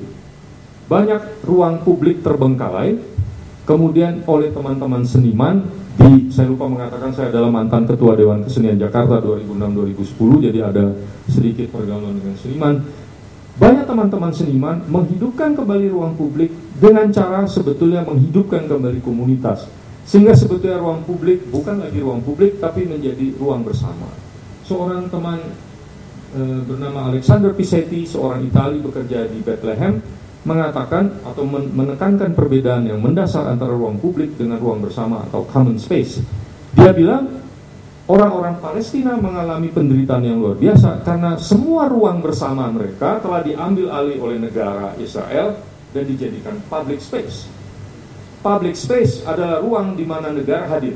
Kalau terjadi sesuatu di situ, kita memanggil negara. Misalnya di jalan kita memanggil polisi sebagai representasi dari negara. Ruang bersama, common space, kita tidak perlu memanggil negara, kita selesaikan sendiri. Paling-paling kita panggil orang-orang tua, atau kalau di situ ada romo, kita panggil romo. Tapi kan bukan polisi. Menurut saya, komunitas dan negara tidak perlu dilihat secara hierarkis bahkan. Komunitas mengurus hal-hal budaya, ekspresi, dan lain sebagainya. Negara melihat orang sebagai individu. Itu kemarin kita bicara. Mau tidak mau negara, karena konsep citizen adalah orang per orang. Dan ini tidak lengkap. Di dalam komunitas, manusia hadir secara lebih lengkap dengan sosialitasnya, dengan ekspresi budayanya dan sebagainya. Dan itu tidak perlu dianggap bersaing atau di bawah negara. Itu adalah suatu ruang sendiri yang sejajar dengan negara. Saya pikir ini spekulasi saya ya, bahwa kita bisa merekonstruksi negara bangsa dengan melihat bagaimana peran komunitas terhadap negara bangsa. Nah, ya sebagai kesimpulan saya mengatakan hukum diperlukan bukan saja untuk mendorong komunitas, tapi untuk mengubah arah kehidupan bersama dan mempercepat perubahan melalui berbagai cara. Antara lain mempertegas pengertian-pengertian, kodifikasi, meskipun kodifikasi selalu ada bahaya juga karena lalu menjadi selesai gitu. Memaksa dengan hukuman, membujuk dengan insentif, mencegah keburukan, membalikkan arah, mendorong inovasi, dan membangun kelembagaan baru. Yang saya maksud kalau kita membicarakan kritik terhadap negara bangsa dan komunitas. Juga pengertian tentang keadilan. Saya pikir kalau kita maksud, tadi sudah disinggung oleh Romo Andang, kalau kita maksud hanya keadilan antar manusia tidak cukup, kita harus bicara mengenai keadilan antar spesies, juga keadilan antar generasi. Dan itu misalnya oleh negara seperti Denmark sudah diterapkan. Pendapatan minyak mereka semuanya ditanamkan ke dalam asuransi kesehatan yang berlaku untuk seluruh warga Denmark yang sekarang maupun yang akan datang. Jadi tidak seorang pun menggunakan uang itu secara langsung. Yang digunakan adalah apa bunganya untuk semua orang. Jadi utopia ketiga sudah mengandung percikan-percikan kemungkinan yang tidak mustahil. Nah, lalu saya pikir juga keadilan tidak juga harus hanya restoratif, tapi perlu suatu istilah keadilan kontributif. Karena ketika kita bicara perubahan, kita tidak bicara bagaimana orang mendapat berapa banyak seperti sekarang, tapi kita bicara berapa banyak orang memberi kontribusi untuk memperbaiki dunia, kontribusi untuk melakukan perubahan.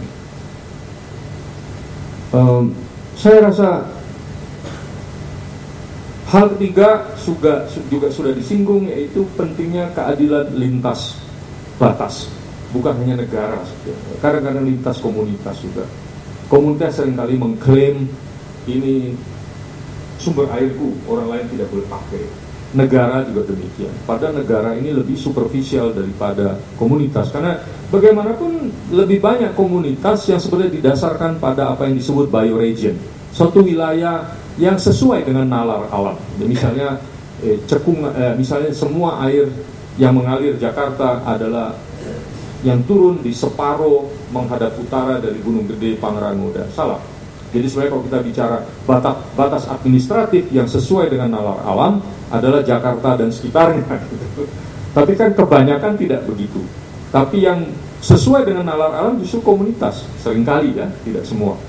Nah, ini persoalan yang berat. Apakah orang memang hanya adil kalau dia hidup dan mendapatkan kehidupannya hanya dari bioregionnya, atau dia boleh mengimpor atau tidak? Karena kita tidak boleh melupakan manusia berkembang karena adanya pertukaran ya. Kalau kita hanya hidup sendiri-sendiri seperti di Flores, setiap kabupaten adalah setiap bahasa sendiri, setiap suku bangsa sendiri, itu juga berbahaya. Tapi pemikiran tentang keadilan yang bersifat lintas batas saya rasa perlu diperhitungkan. Saya rasa itu yang terakhir. Terima kasih banyak. Terima kasih Pak Hermawan. Dari penjelasan dua, Romo Andang dan Pak Marco, ada penekanan soal pusat manusia sebagai di antara ekologis gitu. Maka kemudian kalau kita bicara soal keadilan lingkungan, selalu akan menuju kepada bagaimana manusia. Lalu misalnya bagaimana alam bermanfaat bagi manusia, dari konsep utilitarianisme dan teori manfaat, begitu kan. Nah, tetapi kerap sekali ketika kita bicara soal ketidakadilan lingkungan, khususnya ketidakadilan lingkungan ansih, jadi bukan berfokus pada manusia.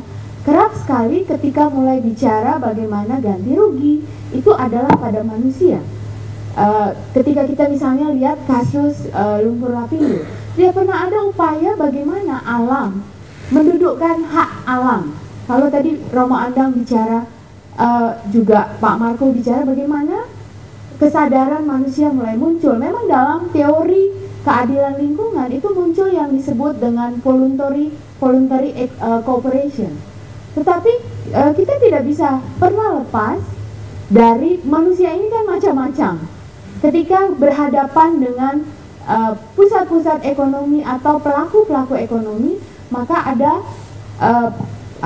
tarik-menarik kepentingan dalam hal ini. Maka ada katakanlah informasi tentang sumber daya alam. Ini untuk kepentingan siapa? Kalau misalnya kita melihat dari titik komunitas, biasanya masyarakat komunitas itu punya data soal alamnya, data yang bukan dipikirkan dengan cara-cara metode-metode pengetahuan, tetapi keseharian berdasarkan pengalaman. Nah, kerap kali informasi yang diangkat adalah informasi siapa yang punya kuasa, siapa yang bisa memunculkan informasi yang diketahui oleh banyak orang, lepas dari informasi komunitas. Nah, kalau misalnya fokusnya ada pada manusia, dengan tadi katakan kita bagaimana manusia bisa rela untuk kembalikan apa yang Anda ambil pada alam. Nah, ini kembali lagi itu tidak akan pernah bisa menjawab apa yang dibutuhkan atau apa haknya alam. Ini barangkali pertanyaan, tanggapan mungkin bisa dijawab oleh Romo Andang dan Pak Marco. Terima kasih. Keadilan, dan kemudian Marco juga soal keadilan, tapi saya lebih menyoal soal nalar alam. Saya kira mungkin dari Romo Sunu itu kalau tidak salah. Ya, nah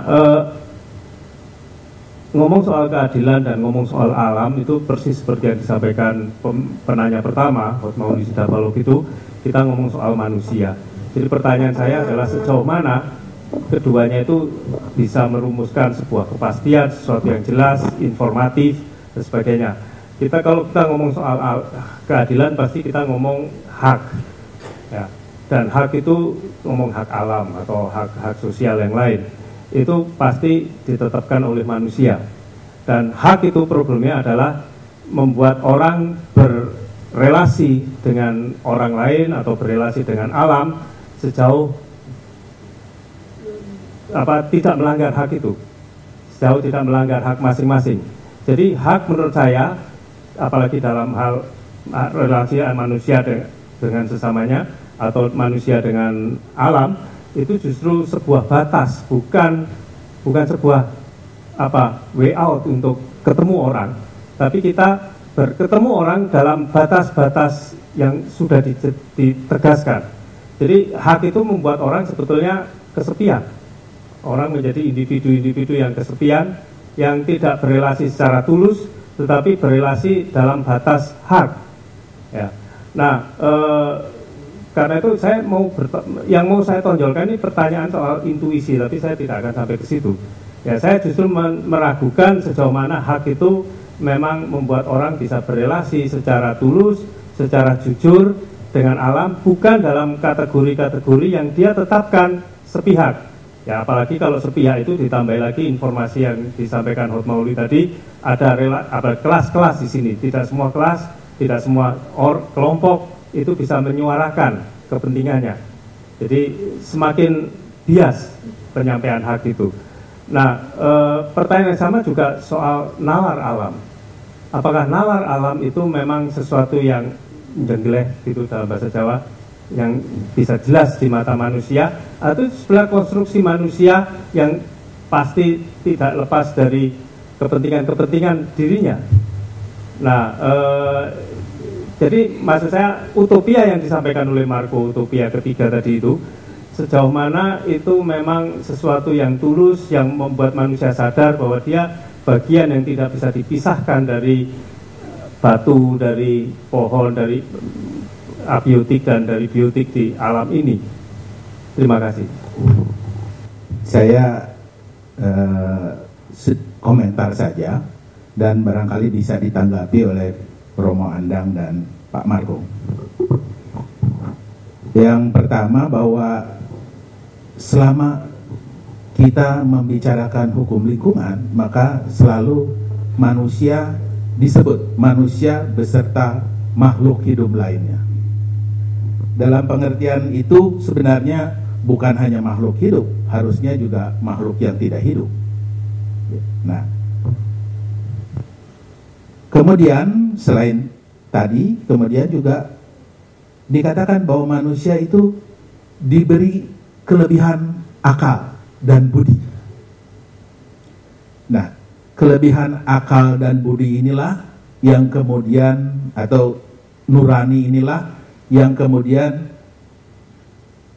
menjadi dibebani dengan, manusia dibebani dengan tanggung jawab untuk memelihara lingkungannya. Itulah sehingga saya kira sejak tahun 80-an Pak Munajat Danusaputro sudah mengatakan bahwa lingkungan itu harusnya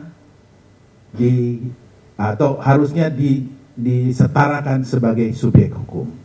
Jadi kalau tadi kita melihat seperti itu, maka ada hak-hak lingkungan, sehingga intervensi manusia sampai batas hak-hak lingkungan tadi. Dengan akal budinya, maka manusia mengelola alam dalam rangka memenuhi kebutuhan hidupnya. Nah, pengelolaan alam ini muncullah konsep pembangunan berkelanjutan.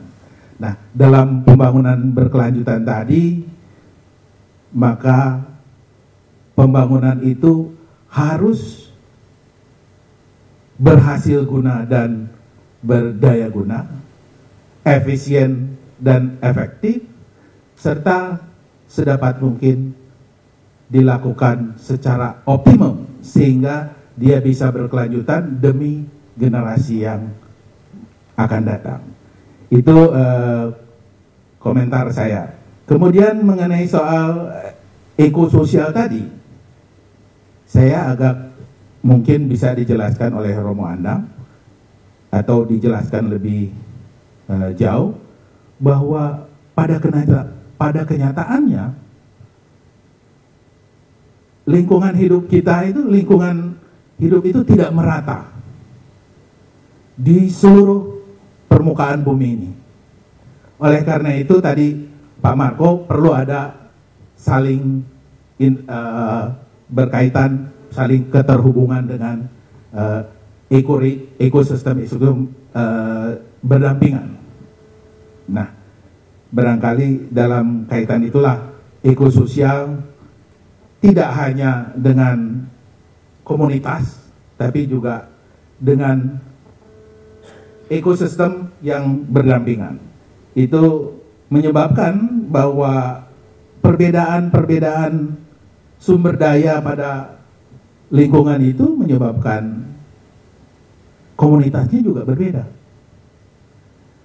Saya percaya bahwa kehidupan manusia dari timur ke barat itu berbeda disebabkan karena lingkungannya yang berbeda.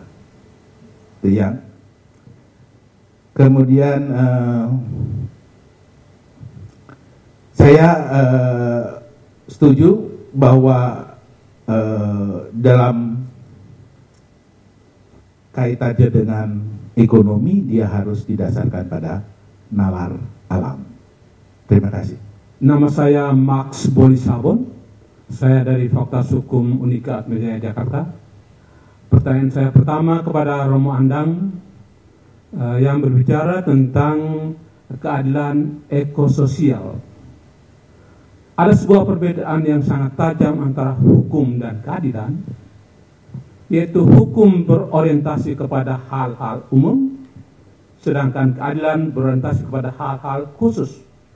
Semakin khusus, semakin adil.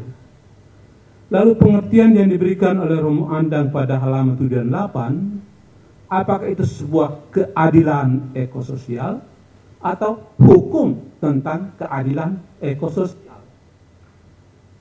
Yang kedua, saya ingin bertanya kepada Romo Marco, mau saya Romo sama dengan Bapak.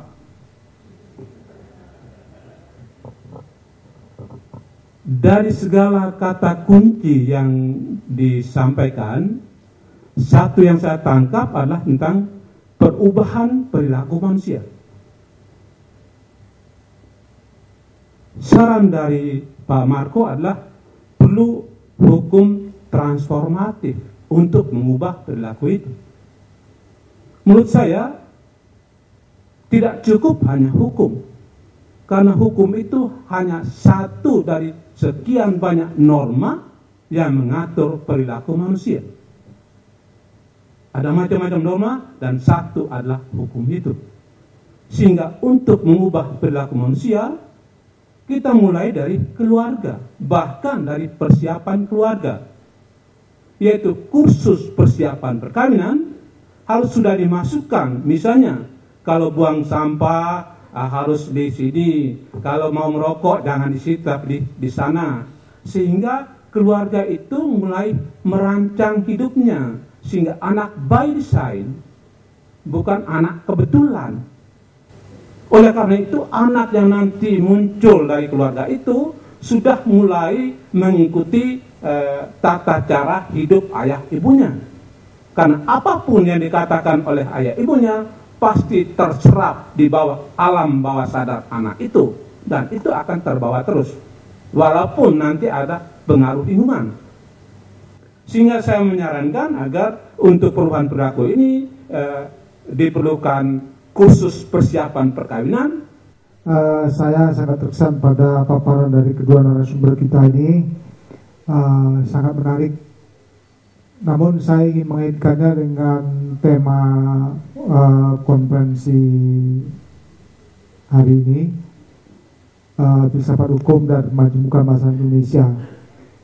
Saya kira materi atau bahasan yang sudah disampaikan tadi, kalau dikaitkan dengan setting perkembangan pemikiran hukum, itu sebetulnya sudah sangat jauh meninggalkan ide-ide atau gagasan yang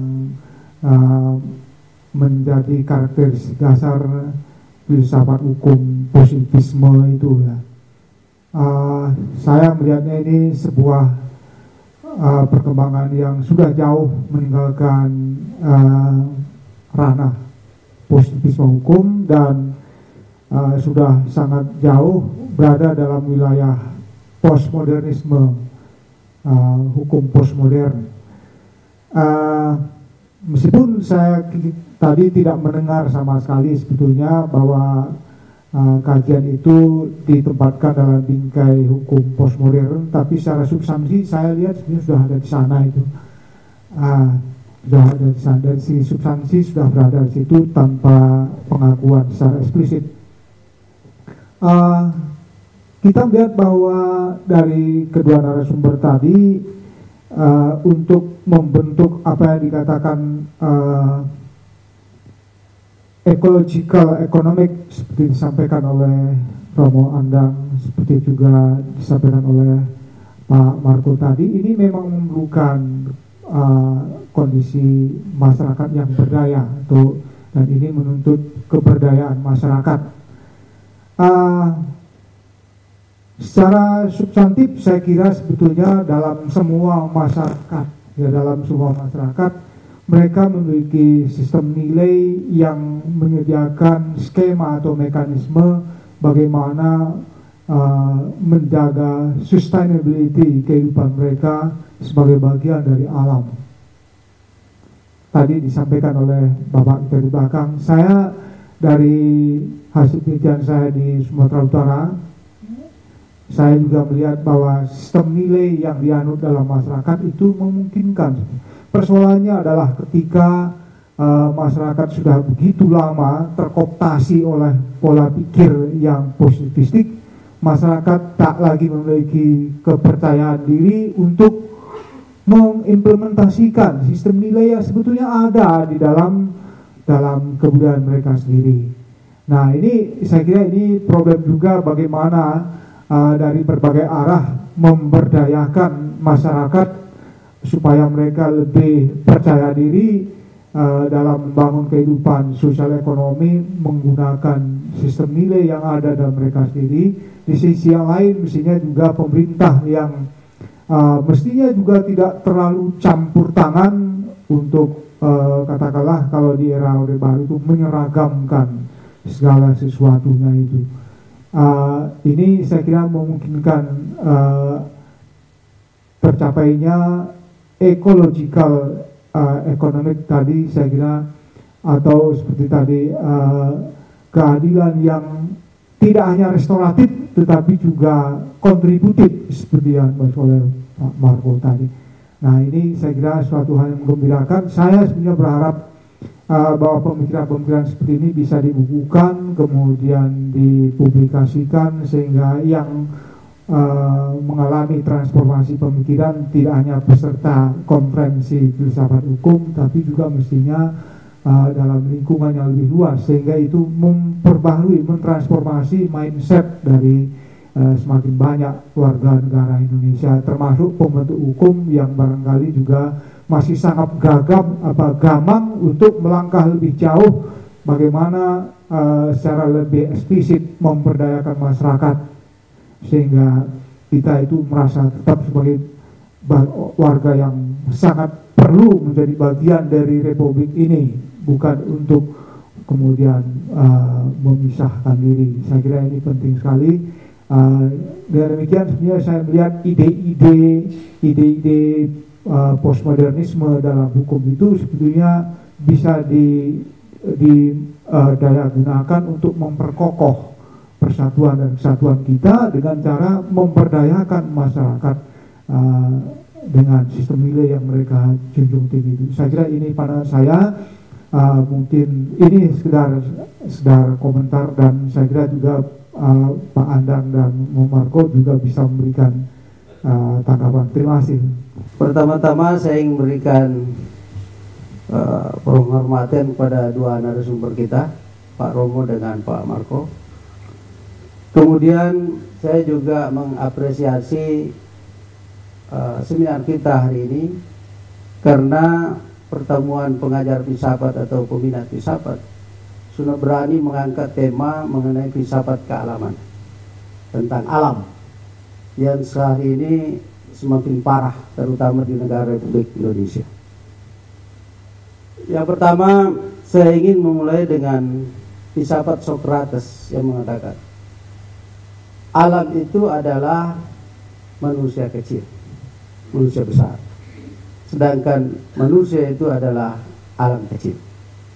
Artinya, apa yang ada dalam alam sesungguhnya juga ada dalam diri manusia. Begitu juga sebaliknya. Oleh karena itu, hanya manusialah yang mampu mempertahankan alam, yang memahami tentang dirinya. Karena sudah banyak orang tidak memahami dirinya sendiri, sehingga sulit untuk memahami alam itu sendiri. Kemudian, alam juga punya aturan tersendiri, punya hukum sendiri. Bahkan kalau terjadi bencana alam, sesungguhnya alam itu mencari keseimbangannya. Karena Tuhan menciptakan alam itu hanya sekali saja, dan Tuhan tidak pernah menyesal terhadap ciptaannya itu. Manusialah yang merusak keseimbangan itu. Terkait dengan ekososial atau ekologi sosial, ini menarik dari Pak Romo. Sungguh banyak terjadi ketimpangan atau ketidakadilan hari ini, terutama wilayah-wilayah atau daerah yang punya sumber daya alam melimpah, tetapi dia tidak menikmati pemanfaatan sumber daya alam itu.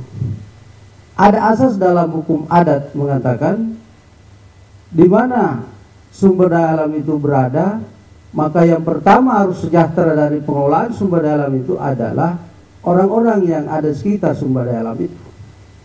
Kalau kita uji asas ini sekarang, justru terbalik. Di mana ada pengelolaan sumber daya alam, di situ banyak kemiskinan. Di mana dekat tambang, ada kemiskinan. Di mana dekat kehutanan, ada kemiskinan.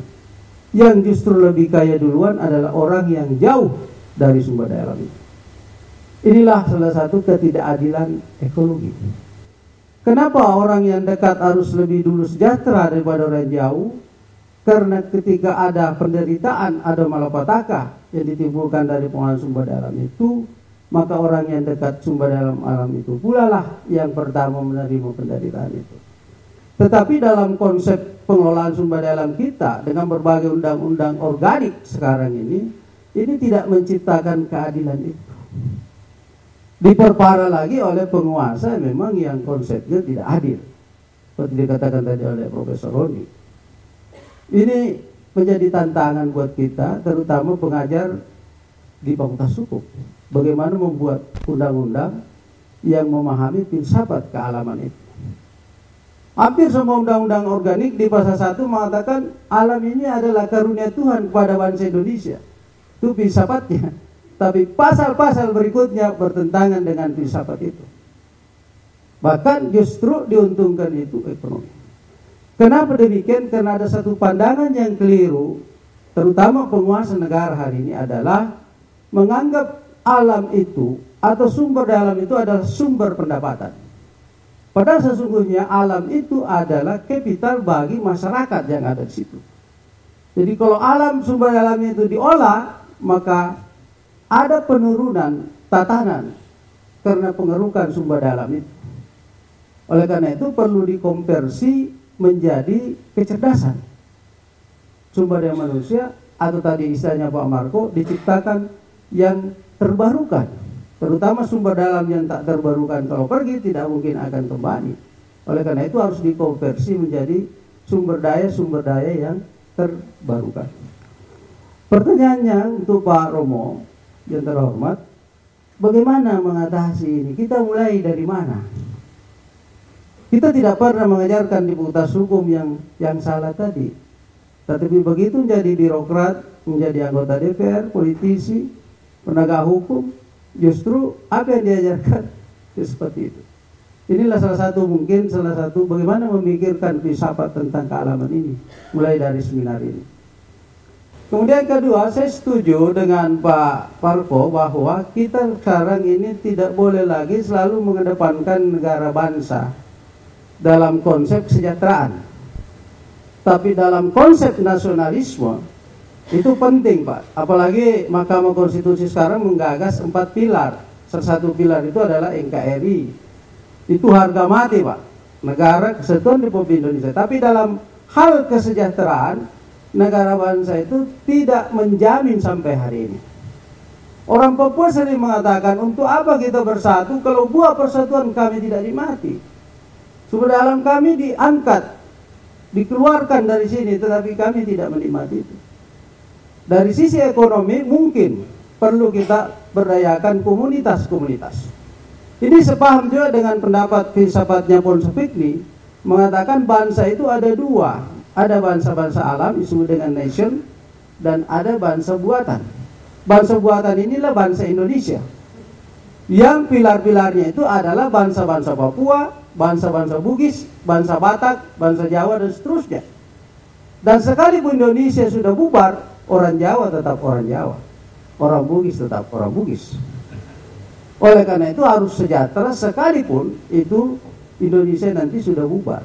Kalau kita sepakat untuk bubar, tapi kita sepakat sekarang ini NKRI itu adalah harga mati. Oleh karena itu mungkin Pak Marco, saya sepaham, sependapat bahwa itu memang ciptaan-ciptaan Allah itu atau ciptaan Tuhan itu kita harus berdayakan. Apalagi nilai-nilai yang disampaikan tadi itu punya nilai tersendiri dan mampu mengatasi alamnya sendiri dan mampu mengatasi kebutuhannya sendiri. Mereka miskin itu karena terlalu banyak campur tangan negara yang tidak cocok dengan nilai-nilai yang berkembang di dalamnya. Bahkan kita berani mengatakan apa yang kita nikmati hari ini karena dia mampu mempertahankan alam itu dengan nilai-nilainya sendiri. Oleh karena itu keadilan intergeneration juga penting menjadi titik berat kita di dalam pengelolaan keadilan ekologi dan keadilan ekonomi sosial. Saya kira demikian. Terima kasih. Terima kasih atas segala macam pertanyaan dan masukan yang sangat berharga, dan saya senang sekali mendapatkan respon yang begitu banyak. Pertama-tama saya setuju dengan Marco bahwa konsentrasi kita bukan pada negara tetapi kepada masyarakat. Maka judulnya memang keadilan ekososial. Soalnya kalau negara nanti jadi keadilan ekopatrio. Kan negara kan patria kan. Tapi oke. Dari semua itu saya mencoba masuk dari pemahaman dasar tentang hukum. Tadi ada yang mengatakan kaitan dengan hukum di mana? Sebenarnya sangat jelas karena hukum kan mempunyai salah satu tujuan yang paling pokok dalam konteks tradisi klasik adalah keadilan. Maka kita tahu bahwa antara hikmat dan hukum itu kan satu akar kata, hakama. Saya nggak ahli bahasa Arab, tetapi jelas bahwa hakama adalah kebijaksanaan. Dan kebijaksanaan harus menjadi paradigma dari hukum dan juga para hakim. Maka kalau kemarin di ruang 6 lantai 4 Ibu Sunaryati lagi mengusik kita dengan makin minimnya para ahli hukum tentang ilmu-ilmu lain, saya kira saya sangat setuju karena menjadi seperti tadi dikatakan Pak Nathan bahwa kita menjadi terlalu positivistik dalam arti reduktif dan menjadi sempit. Dan kita tahu bagaimana sebenarnya permasalahan-permasalahan ekososial ini menjadi penting untuk diingat juga oleh para praktisi hukum. Jadi kita pengajar filsafat hukum mencoba memberikan wawasan yang luas kepada para praktisi hukum supaya kaitan antara hukum dan hikmat itu menjadi lebih kental, sama sebangun dengan kaitan antara ekonomi dan ekologi seperti tadi kita katakan. Maka perbincangan kita pada pagi hari ini tentang keadilan ekososial saya kira menjadi sesuatu yang menjadi berharga untuk kita dalami bersama-sama, bahwa nanti akan diterbitkan apakah dan dipublikasikan. Justru memang itulah saya kira tujuan panitia ini, supaya bukan hanya menjadi bahan diskusi internal tetapi juga dipahami dan menjadi wacana umum sehingga menjadi seperti tadi saya katakan wawasan bersama. Nah, dalam pemahaman dasar seperti itulah saya ingin mulai masuk pada beberapa jawaban atas pertanyaan-pertanyaan yang masuk. Bagaimana hak alam kaitan antara Ibu Uli dan Doni tadi menyatakan hak alam. Kalau saya mulai masuk dari pertanyaan Doni, nanti hak itu membuat kita kesepian. Saya kira pemikiran dasar Doni adalah bahwa kita masing-masing pribadi berhadapan dengan pribadi yang lain. Kalau itu dasarnya, ya. Tetapi justru ketika kita berbicara tentang ekososial, maka pertama-tama adalah kebersamaan, dan hak dimunculkan dari kebersamaan itu, maka lalu tidak ada kesepian. Kesepian terjadi ketika kita memisahkan yang satu dari yang lain. Padahal paradigma dasarnya adalah kebersamaan, keterhubungan, kesalingan, dan saling ketergantungan. Maka saling ketergantungan itulah yang dalam arti tertentu bagaimana nalar alam dipahami. Saya kira kita bukan hanya mempunyai berbagai macam ilmu pengetahuan, baik dari biologi, geografi, bahkan juga sampai pertambangan dan juga fisika, segala macam itu adalah bagian dari nalar alam. Termasuk seperti tadi saya disinggung di pulau-pulau terpencil adalah kearifan-kearifan lokal. Kalau itu menjadi sebuah kesatuan dan dibicarakan bersama, saya kira nalar alam lebih bisa dipahami. Saya katakan lebih bisa dipahami, bukan tidak akan mungkin dirumuskan secara sungguh utuh karena tidak mungkin. Maka pada kalimat terakhir dari paparan saya menyebutkan intuisi, karena itu juga harus menjadi penting diperhatikan supaya kita tidak terjebak kepada pemahaman-pemahaman filsafat barat yang dalam arti tertentu terlalu positivistik dan materialistik. Objektivitas hanya karena bisa diukur dan dibuktikan, sementara intuisi manusia dalam pemahaman saya setidak-tidaknya mempunyai peran penting dalam konteks memahami keterhubungan dengan yang lain, baik manusia maupun alam. Nah, bagaimana dengan kalau pertanyaannya adalah pada bagaimana mewujudkan, saya tidak bisa mengatakan. Tetapi setidak-tidaknya di bagian akhir dari paparan saya menggarisbawahi apa yang tadi dikatakan Pak Max, bahwa kita juga mulai dari keluarga. Tetapi ada 3 level bagaimana kita mewujudkan perspektif ini. Perspektif universal atau internasional adalah perombakan sistem ekonomi yang terlalu antroposentrik. Yang kedua pada level nasional, yaitu berarti sistem hukum yang harus diubah supaya lebih memasukkan paradigma ekososial tadi. Yang ketiga adalah pada level lokal, di mana perubahan habitus atau perubahan perilaku manusia yang harus diubah. Dan perilaku itu mulai dari keluarga, termasuk dengan hukum, supaya menjadi transformatif.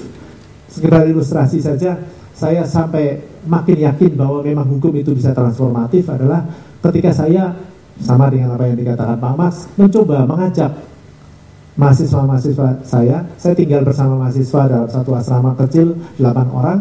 Bagaimana mengubah mereka memilah sampah saja susahnya minta ampun.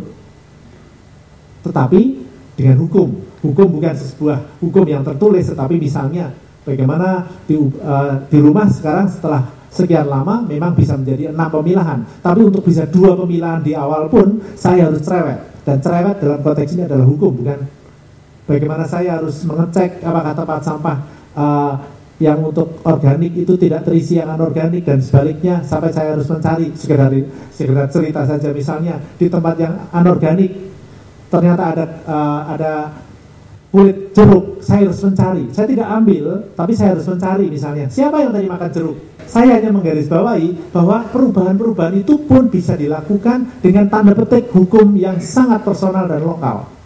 Tapi kalau kemudian sanksinya adalah disebut hukum adalah yang tertulis dari filsafat, monggo. Tapi dari kacamata saya filsafat, hukum adalah sesuatu yang bahkan ketika ada relasi dan kemudian kami sepakat untuk membuat hal-hal yang harus dilakukan dan sanksinya bukan hanya sanksi tapi sanksi sosial. Ambil contoh, saya membuat peraturan di rumah. Kalau sekali makan pakai 1 tisu, tidak boleh lebih. Kalau ada yang melanggar, saya melirik, itu sudah sanksi, bukan? Nah, itu pun sebuah sanksi dan bagi saya itu hukum. Dan hukum dalam konteks ini memang mentransformasi. Dasarnya adalah seperti tadi saya katakan, setiap orang mempunyai kecenderungan egosentrik dan itu hanya bisa dipacu dan dipaksa dengan hukum. Nah, dengan itulah saya kira menjadi jelas bagaimana kaitan perspektif keadilan ekososial harus memang diterjemahkan dalam paradigma hukum yang juga masuk bukan pada hanya level internasional tapi juga nasional bahkan lokal. Mungkin kita kalau ada waktu bisa berdiskusi lebih jauh tentang hal ini, tapi waktunya sangat terbatas. Saya serahkan kembali kepada moderator. Pertama, soal hubungan antara manusia dan alam. Ya, saya pikir ada bahaya yang sama ketika kita menerapkan Darwinisme fisik kepada Darwinisme sosial dengan kita menerapkan subjektivitas sosial dengan subjektivitas dalam hubungan kita dengan alam.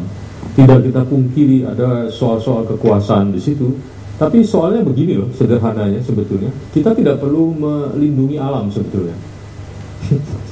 Jadi salah kalau kita bertujuan melindungi alam. Alam akan berubah, hanya masalahnya ketika dia berubah itu manusia mungkin musnah. Itu saja. Jadi kalau kita tidak ingin menyesuaikan diri dengan nalar alam, kita akan musnah, sesederhana itu. Dan alam tidak musnah, alam hanya akan berubah. Berubahnya antara lain berkurang pohonnya, juga mungkin berkurang manusianya, atau berkurang spesiesnya, termasuk spesies manusia itu.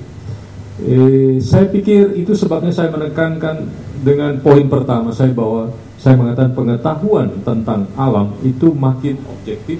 Meskipun saya tahu kelemahan kata objektif itu, tapi saya mau menekankan juga dimensi yang sangat ilmiah tentang alam. Banyak para pemimpin dunia sekarang mengatakan, saya pikir termasuk Al Gore, dia bilang maaf ya, soal lingkungan ini bukan soal politik, ini soal ilmu pengetahuan, sesederhana itu. Apapun yang kita debat soal hubungan kekuasaan dan lain sebagainya, alam akan berjalan dengan termodinamika 1, termodinamika 2 dan seterusnya. Nah, jadi manusia sebetulnya harus menyelamatkan dirinya. Tadi Pak Roni mengatakan bagaimana kita meyakinkan penguasa. Saya pikir tentu saja dalam pekerjaan kami, saya pikir Romo Andang juga, kami lebih banyak bekerja dengan masyarakat. Dengan dasar pengetahuan ini perlu disebarluaskan, dan karena itu kami diundang siapa saja kami senang sekali gitu kan. Mau diundang anak SD, mau diundang majalah Bobo, maupun diundang para ahli filsafat hukum, kami senang sekali gitu. Soal apakah meyakinkan penguasa, sebetulnya pada saat ini kita menyaksikan suatu mobilisasi umat manusia yang menurut saya paling besar sepanjang sejarah kita, ya.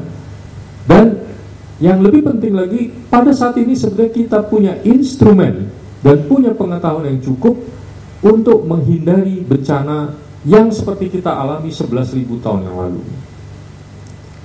Kecuali ada hal-hal yang tak terduga lagi gitu. Jadi climate change kita tahu, keterbatasan sumber daya kita tahu. Kalau kita tahu berarti kita bisa cegah gitu.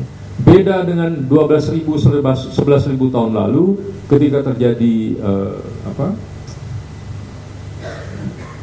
zaman es yang terakhir, itu manusia tidak punya kesempatan untuk menyelamatkan diri sama sekali, dan hanya tinggal 10.000 manusia. 10.000 itu hanya ada 1.000 pasang manusia, dan itulah yang menurunkan kita semua. Juga ada bencana seperti Danau Toba, yang ini katanya ada hubungan antara Danau Toba yang meledak dengan zaman es yang terakhir. Dan zaman Danau Toba yang meledak menyebabkan gelap 1 tahun bumi, dan karena itu terjadilah zaman es. Orang baru menemukan belum lama itu, karena orang menemukan debu-debu di seluruh penjuru dunia yang ternyata kalau diurut berasal dari Danau Toba. Bagaimana? Jadi kita tahu ada tokoh-tokoh seperti Al Gore pada tingkat dunia yang meyakinkan. Saya pikir faktor Al Gore itu luar biasa karena dia menghentikan perdebatan ini. Meskipun tetap saja kalau Anda lihat website di Amerika, beberapa kelompok-kelompok konservatif, Republikan itu masih saja mencoba membantah, tenang aja global warming tidak terjadi. Masih ada orang seperti itu. Tapi Al Gore relatif meyakinkan. Kemudian ada pernyataan dari International Panel on Climate Change, perdebatan sudah selesai. Tapi meskipun demikian kita tahu betapa alot perundingan-perundingan. Ketika summit di Bali, perundingan hampir gagal, pemimpin sidang sudah mengatakan kita harus siap-siap mengambil keputusan tanpa keikutsertaan Amerika, karena Amerika tetap ngotot. Tapi mungkin karena tangan Tuhan gitu, Al Gore terbang sesudah menerima Nobel kan dari Stockholm, langsung terbang ke Bali, dia bicara sebentar, orang berubah gitu. Ya, tetapi kita tahu apa yang dihasilkan di Bali ditindaklanjuti di Copenhagen gagal. Copenhagen tidak menghasilkan apa-apa. Dan saya mau memberitahu, barangkali sebagian kawan-kawan tidak tahu, banyak sekali masyarakat bekerja sangat keras untuk menyiapkan bahan-bahan untuk summit seperti itu. Saya ada di Copenhagen, Pak. Tapi biasa, kami bekerja, lalu kami pulang sebelum para pemimpin itu datang. Tapi kamu menyiapkan dokumen-dokumen, menyiapkan persetujuan-persetujuan, masukan-masukan, kita harap mereka bisa terima. Tapi seperti biasa kita pulang sebelum mereka datang, lalu yang ada saja yang menyampaikan ke tingkat lebih tinggi. Soal kekuasaan ini menurut saya suatu jebakan ya. Mengapa kita ini sangat tergantung pada kekuasaan ya? Kita harus bisa mengambil keputusan-keputusan sendiri yang mungkin secara otonom kalau kita sadar. Tentu saja ini suatu pandangan yang sangat idealis. Tetapi kan ada pepatah, kalau nggak salah itu yang mengatakan, celakalah orang yang memerlukan pemimpin. Celakalah orang yang memerlukan pemimpin karena lalu tidak punya rasa otonom. Tapi tentu juga tidak sederhana itu, karena paparan saat tadi saya mau mengatakan sebagai dua-duanya bahwa bukan hanya perubahan perilaku masing-masing orang, tapi perubahan sistem itu perlu. Karena sistem itu sudah terlanjur ya, kota kita begitu, kita harus ubah itu. Nggak bisa kita hanya saya berubah perilaku, saya nggak mau naik mobil, tapi ya kalau kemana-mana jauh gimana gitu loh. Lalu kemana-mana tidak ada jalur sepeda bagaimana? Kan harus berubah. Jadi perubahan perilaku ya, tapi juga itu yang saya maksud dengan hukum. Hukum menurut saya bukan hanya untuk perubahan perilaku, nah, itu soal perdebatan bisa, tapi juga hukum untuk mengubah yang sifatnya struktural, ekonomi, sistem kota, prasarana. Dan itu yang menurut saya luar biasa. Soal nasionalisme, nah ini memang suatu dilema. Banyak sekali kawan-kawan lingkungan itu akhirnya menjadi tidak nasionalis, terus terang aja. Karena kita merasa aneh mengapa kita harus lebih baik dengan orang yang berada 4.000 km dari kita di Manado, dengan tetangga kita yang lebih dekat, misalnya di Pulau Pinang, orang Riau misalnya kan. Lalu ketika kita kesadaran tentang lingkungan kita, apalagi gitu. Ya, kesadaran lingkungan sebenarnya membuat kita menjadi tidak nasionalis saja karena tidak mengenal batas-batas dalam pengertian itu. Atau kita juga bisa berpikir bagaimana nasionalisme bisa menjadi lebih positif untuk menyelesaikan soal ini. Harus ada kebebasan untuk terus berpikir, bernegosiasi, bertukar pikiran, tapi dalam segala hal kasih sayang. Baik, Bapak Ibu, Profesor Kusnadi sudah almarhum, tetapi kita percaya bahwa daya juang beliau untuk menegakkan hukum lingkungan tetap hidup di antara kita. Sehingga ketika kita bicara tentang keadilan, kita tidak hanya bicara tentang keadilan komutatif, keadilan antar individu, atau keadilan distributif, keadilan negara yang kita harapkan terhadap rakyatnya, atau keadilan kontributif, keadilan yang dituntut dari rakyatnya kepada negara atau negara, tetapi juga bagaimana kita menciptakan keadilan kita dengan lingkungannya. Dan kalau tadi Pak Marco mengutip Sugih Pranoto, kata-kata Sugih Pranoto sebagai akhir, Sugih Pranoto juga mengatakan begini: dunia dan terus berubah dan kita ada di dalam perubahan itu. Dia mengatakan juga begitu, dan itu ditandai juga dengan selalu kalau Bapak Ibu pergi ke makam Sugih Pranoto, di sana ada ada gambar seperti aliran sungai gitu dari besi untuk menandakan bahwa kita terus ada di dalam perubahan-perubahan itu. Inilah tantangan kita sekalian. Dan terima kasih kepada Romo Andang, terima kasih kepada Pak Marco, terima kasih kepada kita semua.